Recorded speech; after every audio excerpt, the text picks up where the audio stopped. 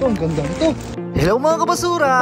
Grabe naman kaganda yung bisikletang tinapon nila ngayong araw na to. Grabe, nasa 7 piraso ang pinagtatapon nilang mga bisikleta. Grabe naman talaga yan mga kabasura. Araw nga pala ng Lunes ngayon at ang dami nilang tinapon. Heto nga oh, kakapasok lang namin, ang dami kagad ng mga blessing. Oy, okay. Ayan nga oh, grabe yung mga pinagtatapon nila dyan. Kaya nga yung mga kasama kong basurero, todo halukay talaga sila. At heto nga, nakisali na ako sa kanila, baka sakaling maka-jackpot pa tayo mga kabasura. Walang sintas oh. Ayos oh, ang ganda pa. Oh, mga New Balance. Kunin ko to. Ayan oh. Sapatos kay tropa. Si tropang Jomaro, yun ano na, pinasok na eh. Talagang bilib ako sa tropa namin ito, napakalupit magalukay. Congratulations nga po pala sa nanalo ng isang buong balikbayan box kagabi. Ang nanalo po ay si Charlo Di Maandal. Ayan, tinawagan ko na po siya kagabi. Heto nga po pala yung isang buong balikbayan box na napanalunan niya. Ang tanging request nga lang pala niya ay isang pamingwit. Pero ang napanalunan niya ay isang buong balikbayan box na mga kabasura. Sana sa susunod ikaw naman yung mabunot. Ayan nga po pala yung profile niya oh. Halos Tatay Ron TV lahat yung mga sinishare talaga ni Kuya. Napaka-solid naman pala talaga niya kay Tatay Ron TV.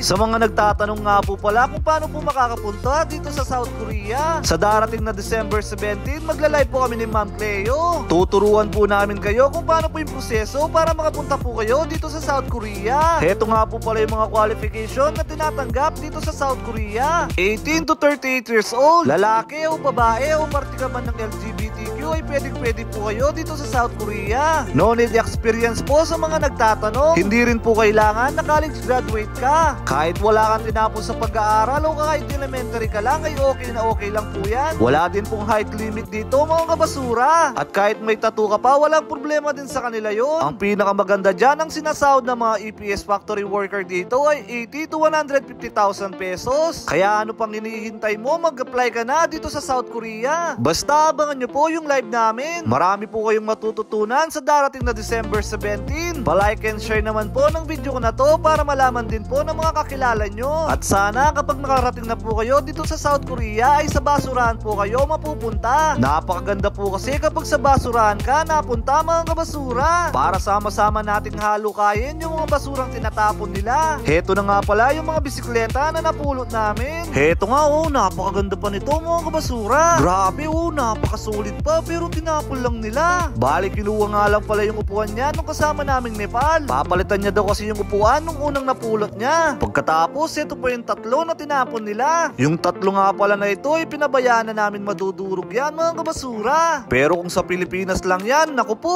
siguradong tubong lugaw ka dyan kapag binenta mo yan mga kabasura. Heto nga ang kulay orange na to oh. Kakaiba yung pagkabisikleta niya. Halos maayos pa talaga sila oh. Pati nga pala yung kulay green na to oh. Maganda pa din to mga kabasura. Flat lang pala yung kadena niya pero okay pa yan.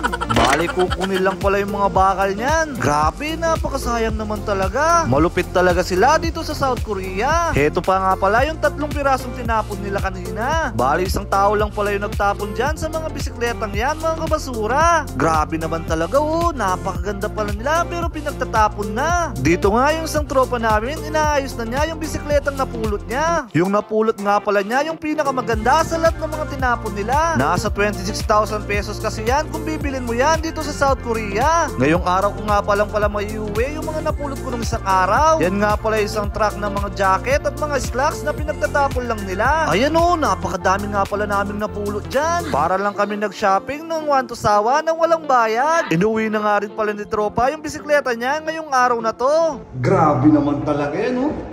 Isipin mo bang pulot lang yan mga kabasura. Yan oh, napakaganda. Grabe. Giant. Oh. Grabe ka solid oh. Napakaganda pa oh. Pulot lang yan mga basura yan. Madali din kanina. Ay grabe, napagod ako.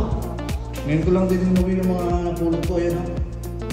Ay, ayan bahay. O paano ba yan? Hanggang dito na lang muna. Hanggang sa muli natin pagkikita. Paalam mga kabasura.